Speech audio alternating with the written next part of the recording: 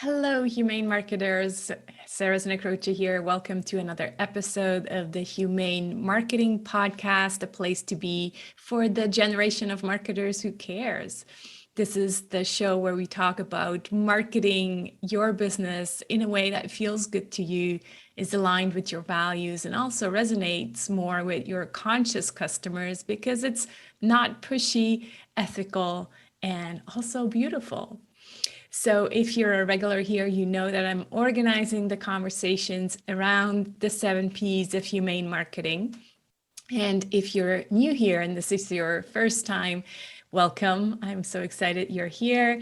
You may want to download your one-page marketing plan with the 7 Ps of humane marketing in the form of a mandala at humane.marketing/one page, the number one and page. So again, humane.marketing/one page. And with that, with no further ado, let's dive into today's conversation. Record. Good to see you, Mark. I just said, let's just hit record because we're already sharing all this good stuff. So we are excited to have you back on the show here. Really looking forward to talking to you about Community, your latest book. Has a lot of bookmarks already. So definitely awesome. Excited. Belonging to the brand by Community is the last great marketing strategy. So let's dive right into it. Most people on my show already know who you are. So I'm not going to go into tell me who Mark Schaefer is and all of that stuff. Why is Community so essential and why now? I think that's the question is why now? Because community has always been essential. There's a great quote in the book there's a great marketer. He was with Coca-Cola. He was with Airbnb, Jonathan Mildenhall. And Jonathan said, look, when our ancestors were gathering around the fire, it was to create this sense of belonging. We've always longed to belong. A lot of the social structures in our world today, have just collapsed, especially here in America. A lot of the ways we used to gather and find that community are gone. A lot of that was made a lot worse during the pandemic. Now, I want to go back a step and assure people this isn't like a touchy-feely, fluffy book about, why we should all be in a community. This is a business book with, I think, a very strong business case of why businesses should view community as part of their marketing strategy. Community isn't new. From the first days of the internet, businesses tried to create communities. Most of them failed because they were set out to sell more stuff. People don't really want to gather to buy more stuff, so they didn't really work. Most of the communities today, about 70% of the communities that actually work today for businesses are focused on transactions, customer self-service, which is fine. But the point of my book is that the purpose of branding is to create this emotional connection with our customers, a feeling, a meaning that keeps them connected to us. And there's no more powerful way to do that than community. And I show a lot of data. I have a lot of case studies in the book that kind of prove this. While we're focused on, customer self-service, which is what most communities look at today, we're missing bigger opportunities like collaboration, co-creation, customer advocacy, sharing information quickly. These are all massive benefits that are going away in other marketing channels. So number one, this is a business book about marketing that works, but I also point out this is marketing that heals, which is a unique aspect of this idea because, as we talked about, we've got this mental health crisis going everywhere in the world. I don't know what it's like for you in Switzerland, but here it's in the news every day, especially with our young people today. And so we're longing to belong. We need to belong. And if businesses would look at really effective communities from the brand marketing lens, it not only works, but it can actually have a very positive impact on our customers and even the world. Yeah. And it's so interesting because in our pre-recording talk, we discussed, I mentioned that I was going to actually go all in and create a live event. And I mentioned that I have a place in Sicily, and you were like, oh, I like Sicily. And it reminded me of one of the stories in your book. And I think it's in the beginning of the book where you talk about this store, this shop that I think it was actually led by a Sicilian or originally Sicilians, right? Yeah. That, and they still have this shop. So tell us the story about, because it and I tell you what, I told my husband, and really that's still the feeling that we get in Sicily. Like it really is still like that. So tell us well, that we don't story. have that. We don't have that feeling in America or most places. So so when I was a little boy, it was always a special occasion when my grandfather brought something back from, he would call it the Italian store. And so I got to go back. This store has still been there since 1903. Three brothers came to Pittsburgh, Pennsylvania, and they started making pasta, handmade pasta. And now it's still in the same family. Mm-hmm. And the family members make a point to be there in the store, interacting with customers. Mm-hmm. If there's any, they also do like a lot of shipping and stuff of their specialty products. And if there's ever a problem, I mean, one of those family members is paying attention to it, themselves. Well, I was away from this store for like 40 years, came back, visited Pittsburgh, and I went to this area, which used to be like just like a warehouse area, really kind of busy and dirty. Now it's a big tourist area, and the store is still there. Same old wooden floors. All the signs are handwritten all over the stores, and I walk in, and they've got this huge glass case with 400 different kinds of cheese, just magnificent, and smoked sausages and all these things that they're bringing in from Italy, and mostly Italy, but some other parts of the world. And I go there, and the people at the counter know the customers, and they're asking about their family and their husbands. And one lady was there, and her husband had a health problem. And the lady said, well, we just got his favorite kind of cheese. Let me wrap that up. Take it home to him. That maybe this will make him feel better. And then the lady looked over to the corner, and there's some of her friends sitting there. She went over to talk to them. And I just felt so sad because I've never experienced this. And I'm just one generation away from this is how all business was done. And I just longed to walk in a place where people would know me and connect with me. And to me, shopping is just anxiety. I don't want to go any place. Right. It's just a process for me of being overwhelmed and disappointed. So that's the introvert in us, right? We're like, no, thanks. You and I had a special show on that a few years ago. Right. After I shop, I just want to go home and crawl under a blanket. So it's this idea of, we've always had this inside of us. It's in our DNA. It's this tribal sort of thing, is on a deep psychological and sociological level. We have got to belong.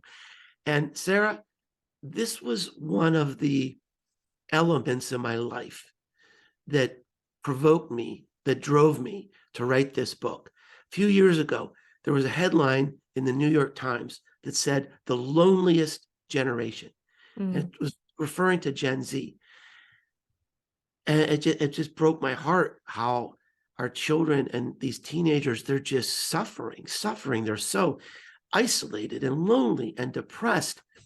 And as I said, look, this is a business book. but it's also a way I think we can at least be aware of these issues in our world and think about how this can have a positive impact on everybody today, not just young people. Young people, they're finding their own communities. I talk about this at the end of the book. They're moving into their own communities, and to the extent that companies, and not just companies. When I say companies, it could be a nonprofit, it could be a university, it could be whatever, an insurance company, a symphony, whatever, a nonprofit. I think the organizations that are the most human, which I know is something close to your heart, the companies and the organizations that are the most belonging. How would it look like in your company, in your culture, in your marketing, if you thought we're going to be the most belonging company? It sort of presents an interesting idea of how you might approach marketing in a different way. Yeah, absolutely. So, and that story about this Italian shop is not just a beautiful story, but it's an excellent business case. Yeah. Because, how hard is it for a small shop like that to survive, and them still existing after 40 years? Well, it has to have to do something. It's been they've been there since 1903. Oh yeah, not just I your was generation, but the generation before. Yeah, it had been 40 years since I had been there. Right. Yeah. But it's the same store. Yeah. It's bigger now, but yeah, it's the same store. Yeah. No, absolutely. I have a feeling like reading the book, and I so resonate with this, because just like anything in marketing, marketers have a tendency to grab the latest concept. So let's just say, okay, Mark Schaefer, yay, he writes about communities, right? And 6 months later, that's the latest marketing thing, right? It's like, just like we did with authenticity, just like we did with vulnerability, marketers are really good at jumping on these words and then abusing the crap out of them. So what I really liked about your book, and you mention it several times, is this concept of letting go of control.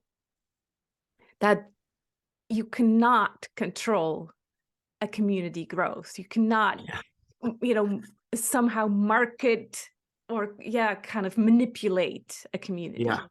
So talk to us about that. Well, that's probably something you've learned firsthand in your community, but I'll give you a story that so when I started my community, I have a community on Discord, which I didn't really want to be on Discord, but my community said, we want to be on Discord. So I'm giving up control.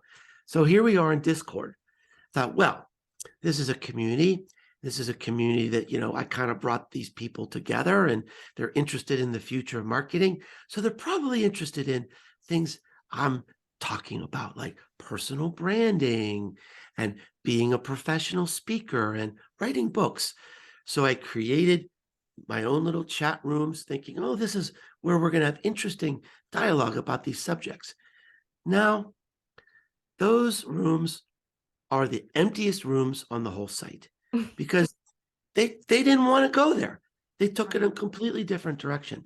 They said, look, we want to talk about the metaverse. We want to talk about Web3. We want to talk about ChatGPT and artificial intelligence. And they were right. We need to be talking about those things. Right. They've taken me a whole new direction.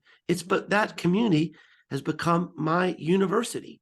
I'm learning from them. Almost every blog post, podcast, or speech I give, a lot of the information and stories are coming out of that community.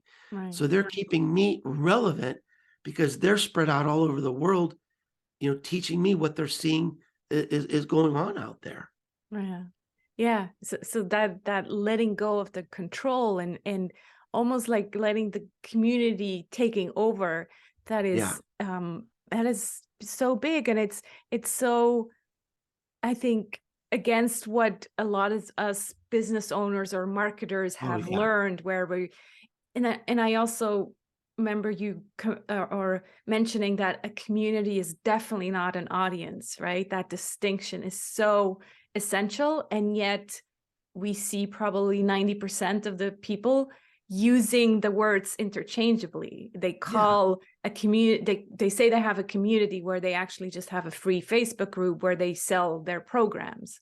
Yeah. And I think the distinction is important because that's where the real power is. Right. You know, when people have an audience and they say, this is my community, I say, well, the people in your audience, do they know each other? Do they connect to each other? And the answer is no, because they're an audience. Now, an audience is really important. I mean, I have an audience. Right. Those are the people who buy things from me. So, I mean, an audience is great. But when people know each other and they build relationships, connections, and they collaborate and they do things together in new ways, that goodwill and that emotion transfers to the brand. This is one of the profound lessons, I think, in the book. I mean, I did a deep dive on a lot of the psychology of community, the sociology of community, and almost suggests that, and this is hints at your point, that leadership in a community is like upside down compared to traditional marketing, leadership. And so instead of building the connection between the brand and our audience, it's about building the connection between the audience members to create this community. Because if you do that, it creates this layer of emotional switching costs. Like, these are my friends. This is my community. I can never leave this brand because I never want to leave this community. Right. So there's a lot of non-intuitive things about community success that I'm learning firsthand. Yeah, and that's where I think you brought in the live event, and that's when I'm like, I'm 100% convinced, because I've been, I had my community probably 2-3 years now, and what I've been learning is that there's a lot of unlearning, first of all, for the leader of the community, but then also for members of the community, because I feel like as marketers, we have kind of brainwashed clients and customers into these membership site type things where people just come to content rather than to actually show up and express themselves and say, this is what works for me, what works for you, and collaborating. And so I've been kind of like, giving power back to the people and saying, no, I want you to show up. Yeah. That's a really, really good point. I had this conversation with a friend of mine last week. He has a community, but it's really an audience because he's like creating content, and it's premium content that you only get if you're in this community. Right. And there's not really a lot of focus. I mean, it's a membership site. Yeah, it is a membership. I think that type, those 3 words, they're kind of like, it's a membership confusion. site. In my community, it's free, it's open. It's like, everybody is welcome to come in and give it a try. I do have like a VIP section where it's like a small amount of money every year, and then we have meetings with like legendary marketing people, and that's a lot of fun. But I mean, at least 90% of the community is just there. It's free, and we're just helping each other, and it's very generous and very kind. And I made so many new friends and many new connections. And of course, as I said, it's just become my number one place to learn about what's new. I mean, I was really early in the AI generated content around art, like Mid-Journey. And I mean, it was like people in my community said, have you seen this? Get a membership, try this thing. And it was like, oh my gosh. I mean, like my jaw just dropped on the table. It was so unbelievable. And that, you know, I was early on Chat GPT, again, because my community is like pulling me into these things. Right.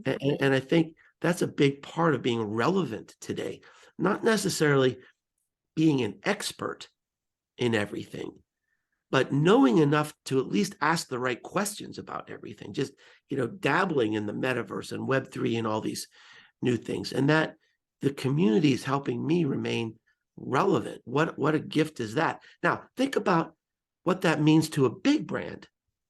Yeah. Is you know, Sarah, I saw this amazing quote. Oh, I got hung on this. Oh, it was probably 4 years ago now.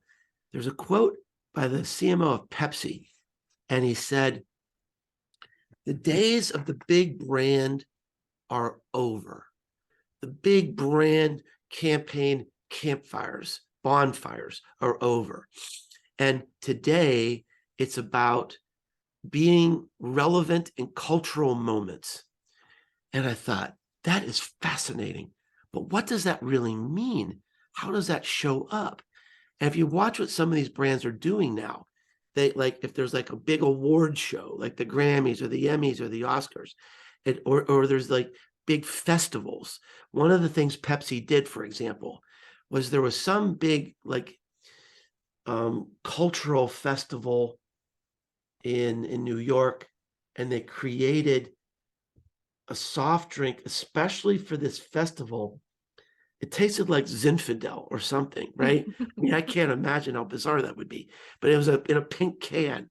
But, you know, if you play this out, how can you be, what would be the platform to be relevant in these cultural moments? What would be more powerful than a community that's taking you into these moments, exposing you to these moments? Yeah. And so I think big company, small company, solopreneur, it's something that must be considered really for any kind of business right now. Yeah, I absolutely agree. And I think one, you did say, okay, this is a business book, but business is so human today, to come back to my favorite topic.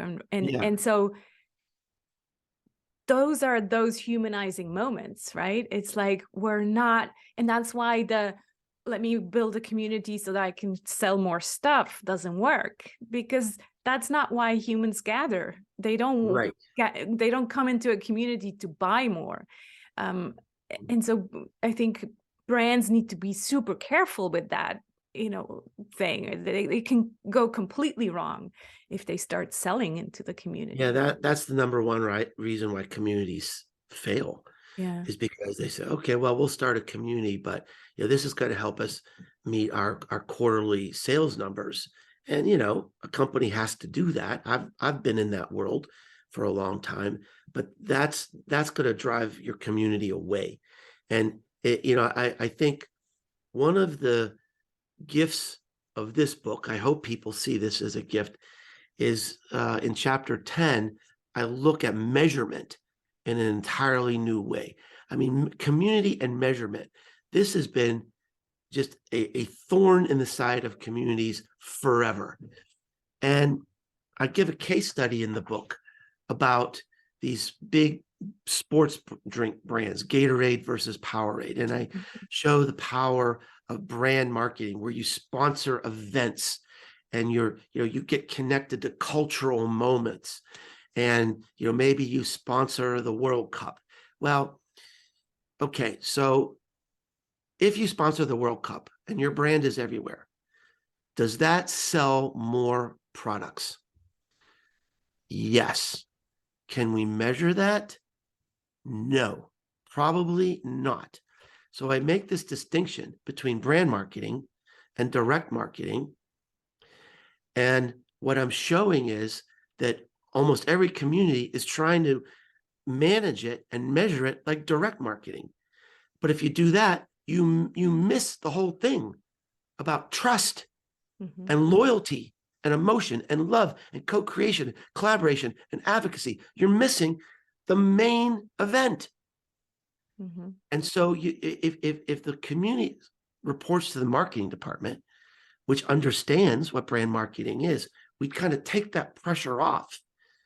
and we look at other measures that may not necessarily be directly tied to the bottom line, but we know it's a leading indicator of the bottom line. One of the biggest communities in the whole world is Sephora.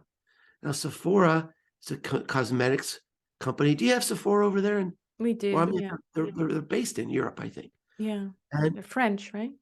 I think maybe French. Yeah, they've got brick and mortar stores in many, many countries. Every major city in America has a Sephora store, but 80% of their sales come from their online community.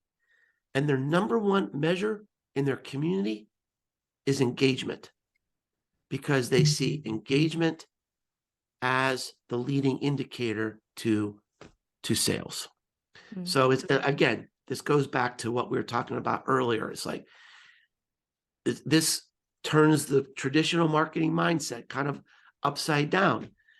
But I think this is where the world needs to go. I think 20 years from now, maybe 30 years from now, the young people leading businesses today are already moving this direction. They're already moving to community. 85% of startups today are leading with community as their main marketing idea.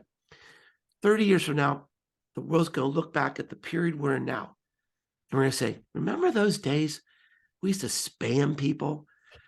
We used to interrupt people, intercept people. We used to bother them.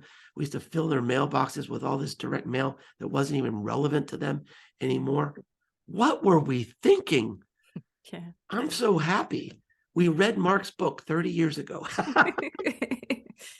No, I have to say, like, I really feel like you pivoted, or you kind of created this new path with Marketing Rebellion already, Yes, exactly. right? And now this is like, for whoever is ready for the next paradigm, basically. Yeah. And I'm glad I'm you just so picked up on. glad to have you kind of, forge this path for people like myself, because that is I want to cry. Like, this is the biggest pushback I always got. It's like, you can't measure it. You can't measure humane marketing.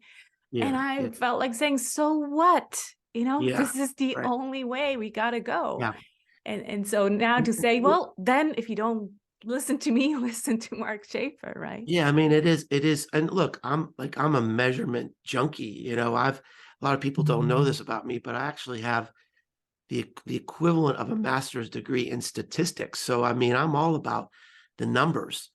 But, there was a very powerful quote from Marketing Rebellion that I actually repeated in the new book. And it's this idea that you can either keep pace with the pulse of our culture, or you can measure. You probably can't do both. I mean, I think, Sarah, there's no business leader anywhere right now that can't be feeling a little overwhelmed by the amount and velocity of change. And so, you've got to make that leap at some point to say, we've got to go to market a different way. We can't keep holding. It's a sickness. It literally is a sickness that we're holding on to this scaffolding of the old ways, our relationships with ad agencies and producing, glamorous television commercials, because we can win an award for this. And it's hard to change the culture of our company to start embracing these new things.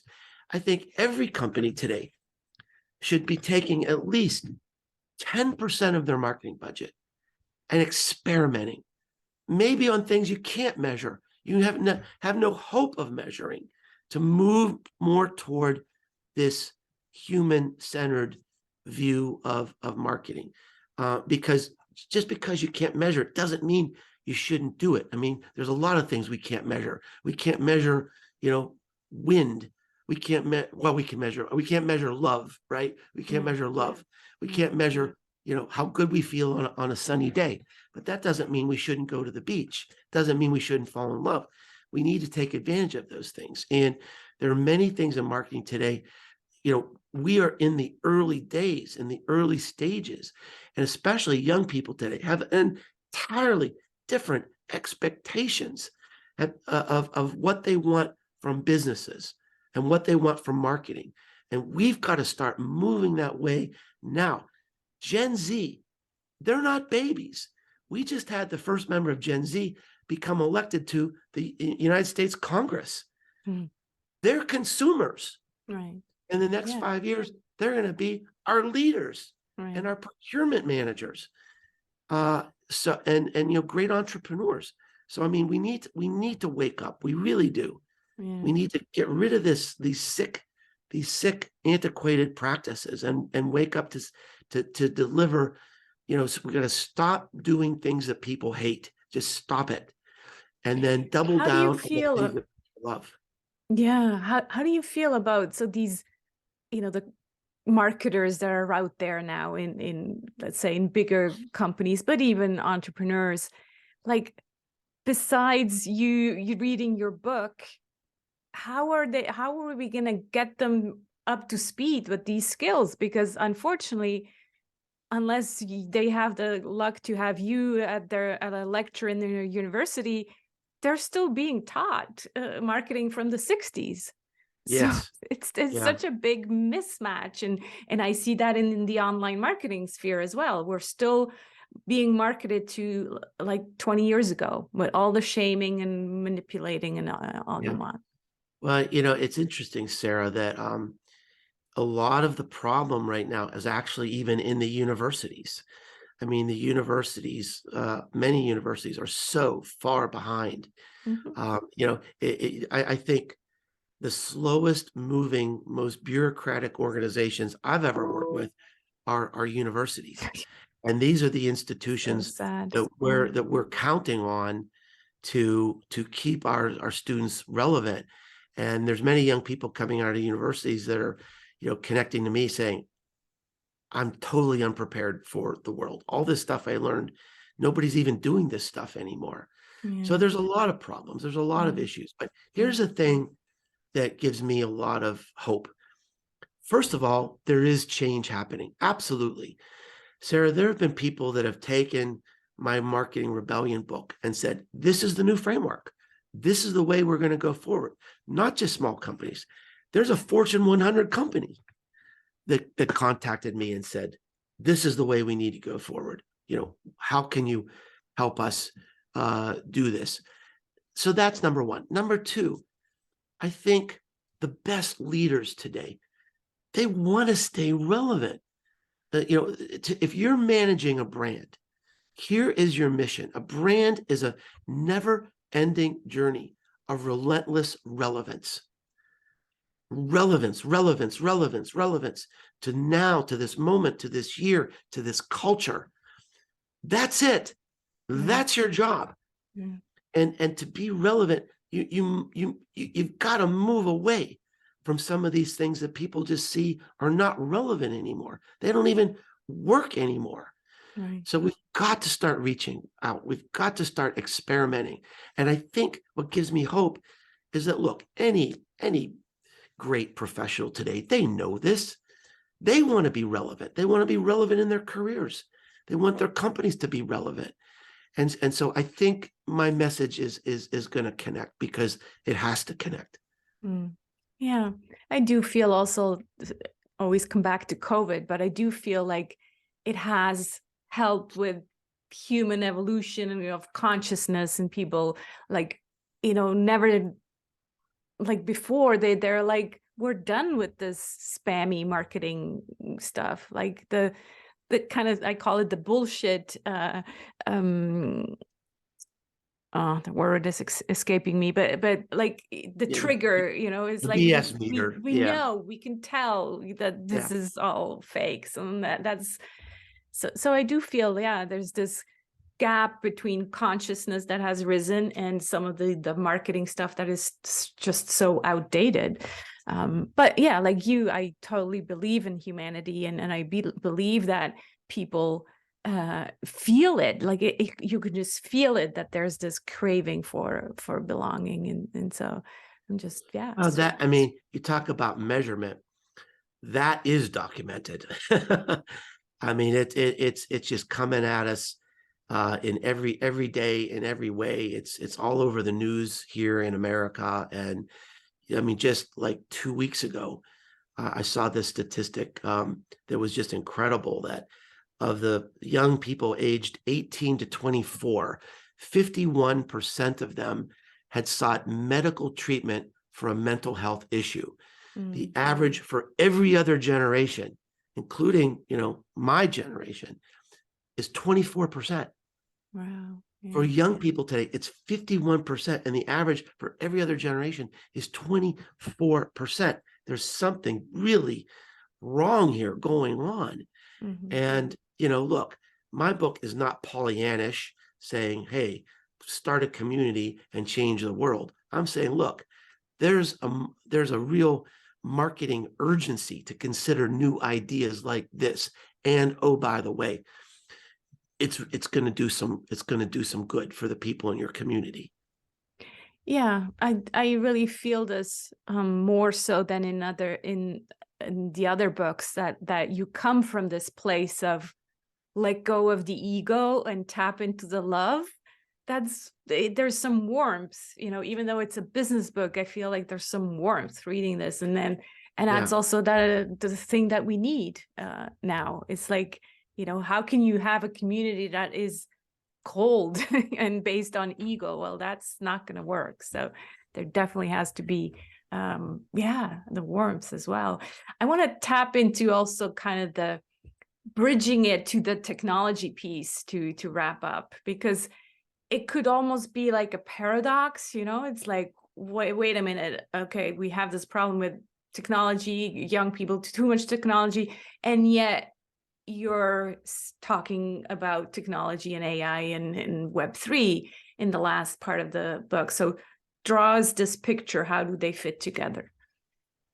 Well, first of all, thank you for reading all the way to the end of the book. That was a test. And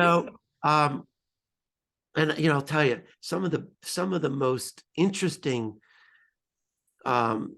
things I have in the book are at the end. And I thought, gosh, maybe I should put this up more toward the beginning so people can make sure they see that.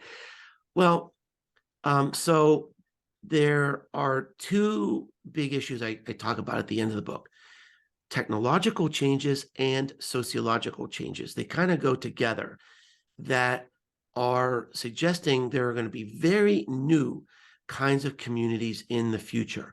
And businesses need to be waking up, whether you have a community or you just want to tap into a community, a certain demographic of consumers. You've got to be aware of what's going on. Number one, on the technology side, we hear these mysterious words like Web3 and NFTs and metaverse. And the irony is there isn't really a good definition for any of those things. Maybe NFTs come closest, but people have really wide varying ideas of what the metaverse is going to be or what Web3 is going to be.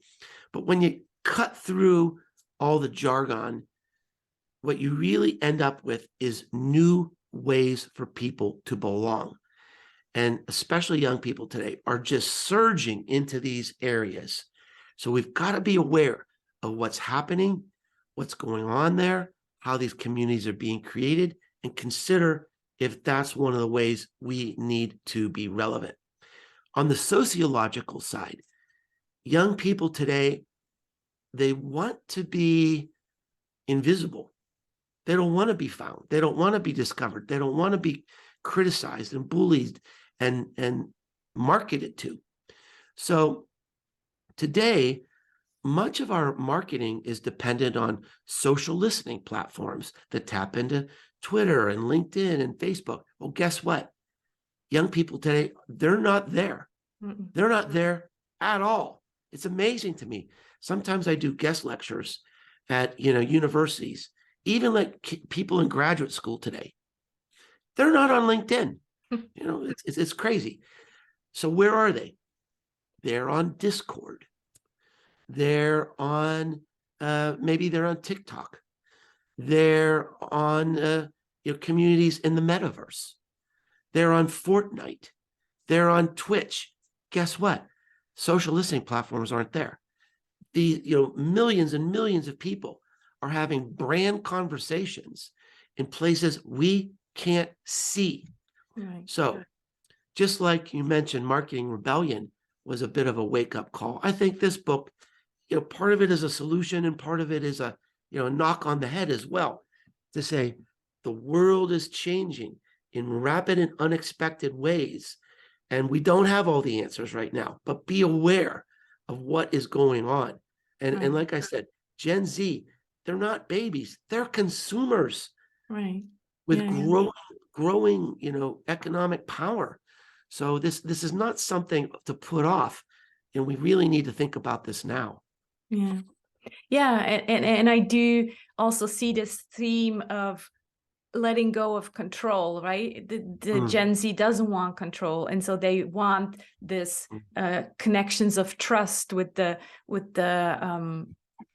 not Bitcoin, the other one, the NFTs. blockchain. The blockchain, Yeah. kind of like, okay, I can trust this connection because it's decentralized. And so all of these topics that for us right now,